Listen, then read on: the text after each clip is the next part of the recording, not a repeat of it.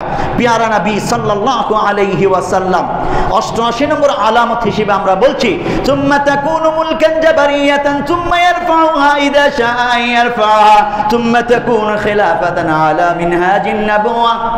আল্লাহর নবী বলছেন খলিফাতুল্লাহিল মাহদি আগমনের পূর্বের জামানাটা হবে মুলকান জাবারিয়া, জুলুম তন্ত্রের যুগ।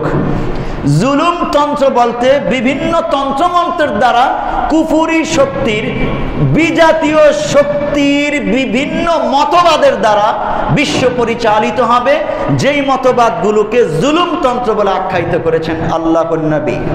1924 খ্রিস্টাব্দ থেকে নিয়ে 2024 খ্রিস্টাব্দ বর্তমান চলছে, 100 বছর হয় পৃথিবী মুলকান জাবারিয়া হিসেবে চলছে। জুলুম তন্ত্র দ্বারা, সেকুলারিজম, ডেমোক্রেসি দ্বারা পৃথিবী পরিচালিত হচ্ছে, জুলুম দিয়ে পৃথিবীর কানায় কানায় ভরপুর। 100 বছর হয়ে যায় জুলুম তন্ত্র চলছে।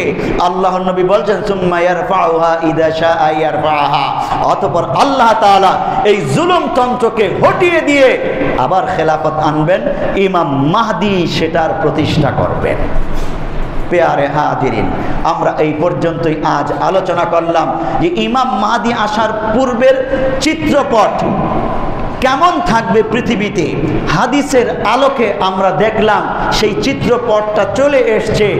আগামী কয়দিন পর, কয় বছর পর তিনি আসবেন আমরা জানি না। যেহেতু এই চিত্রপটটা চলমান আছে, এটা স্টপ করে দিয়েই আল্লাহ তাআলা খলিফাতুল্লাহিল মাহদিকে নিয়ে আসবেন। আমরা ততদিন প্রস্তুতি নিতে থাকি, ঐক্যবদ্ধ হওয়ার চেষ্টা করি, ঐক্যবদ্ধভাবেই যার যার রাষ্ট্রে, যার যার অবস্থানে ইসলামকে প্রতিষ্ঠা করার চেষ্টা করি। আল্লাহ তাআলা আমাদেরকে তৌফিক দান করুন বলি আমিন।